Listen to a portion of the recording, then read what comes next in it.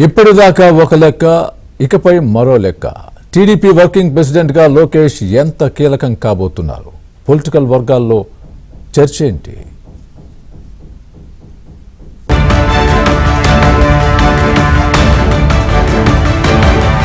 TDP రాజకీయ ప్రస్థానంలో కీలక ఘట్టం ఆవిష్కృతమవుతోంది. పార్టీ బలోపేతం విషయంలో కార్యకర్తల కష్టసుఖాల్లో తోడు నీడగా నిలిచిన నారా లోకేష్ కు వర్కింగ్ ప్రెసిడెంట్ బాధ్యతలను అప్పగించారు. లోకేష్ తో పాటు మొత్తం కార్యవర్గం బుధవారం ప్రమాణ స్వీకారం చేయనుంది.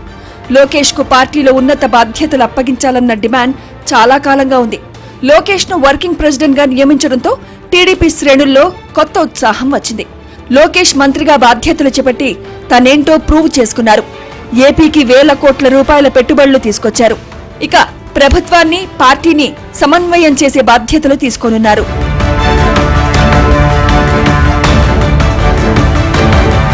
టీడీపీలో లోకేష్ ప్రస్థానం అంచెలంచెలుగా సాగింది. మొదట ఐటీ విభాగంలో బాధ్యతలు చేపట్టి డిజిటల్ యుగంలో టీడీపీని ముందు వరుసలో నిలిపారు. తదనంతరం పార్టీ జాతీయ కార్యదర్శిగా బాధ్యతలు చేపట్టి పార్టీ అంతర్గత వ్యవహారాలపై తిరుగులేని పట్టు సాధించారు. కార్యకర్తల సంక్షేమ నిధి ఏర్పాటు చేసి వేలాది మంది కార్యకర్తలకు అండగా నిలిచారు. యువగళం పాదయాత్రతో ప్రజల కష్టాలు తెలుసుకున్నారు. ఇప్పుడు వర్కింగ్ ప్రెసిడెంట్ అయ్యారు. ఇప్పటి వరకు ఒక లెక్క, ఇప్పటి నుంచి ఇంకొక లెక్క. 5 ఏళ్లు విధ్వంస పాలన మనందరం చూసాం. ఆంధ్ర రాష్ట్రానికి చెందిన అనేక మంది పారిశ్రామికవేత్తలు ఆంధ్ర రాష్ట్రంలో పెట్టుబడులు పెట్టేదానికి ఇబ్బంది పడిన రోజులు.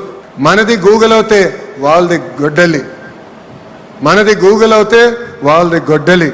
Both are not the same brother. ప్రజాప్రభుత్వం నినాదం ఒకటే, ఒకే రాష్ట్రం, ఒకే రాజధాని, అది అమరావతి. కానీ అభివృద్ధి వికేంద్రీకరణ చేసి చూపిస్తున్నాం. ఎన్టీఆర్, చంద్రబాబు సారథ్యంలో 40 ఏళ్లు టీడీపీ సుస్థిరంగా నిలబడిందని, లోకేష్ ఆధ్వర్యంలో తెలుగుదేశం పార్టీ మరో 40 ఏళ్లు మరింత ఉజ్వలంగా ఉండబోతోందని క్యాడర్ నమ్ముతోంది. నారా లోకేష్ అన్నగారు ఒక యువ నాయకుడిగా కార్యకర్తల గుండెల్లో, ప్రజల గుండెల్లో ఒక సుస్థిరమైనటువంటి స్థానం సంపాదించుకొని ఈరోజు ప్రజా నాయకుడిగా ఎదిగి ఆయన తాలూకా ఆలోచనలతో 40 సంవత్సరాలు స్వర్గీయ నందమూరి తారక రామారావు గారి తాలూకా నాయకత్వంలో, నారా చంద్రబాబు నాయుడు గారి నాయకత్వంలో ఈ 40 సంవత్సరాలు తిరుగు లేకుండా పార్టీ ఏ రకంగా ముందుకు నడిచిందో మరో 40 సంవత్సరాలు కూడా తిరుగు లేకుండా తెలుగు జాతి ఉన్నంతకాలం, సూర్యచంద్రులు ఉన్నంతకాలం తెలుగుదేశం పార్టీ అనుక్షణం ఉండాలనే ఆలోచనతో మరొక 6 శాసనాలని మన అందరికీ కూడా అందించడం జరిగింది మన లోకేష్ అన్న గారు. కాలానికి అనుగుణంగా నిర్ణయం తీసుకోవడంలో లోకేష్ ముందున్నారు. యువగళం ద్వారా యువతను పార్టీలోకి ఆహ్వానించి జవసత్వాలు నింపారు. కార్యకర్తలకు నిరంతరం అండగా ఉంటూ వారి సంక్షేమానికి కృషి చేస్తున్నారు. తమ భవిష్యత్ నాయకుడు లోకేషేనని విశ్వాసం వ్యక్తం చేస్తున్నారు.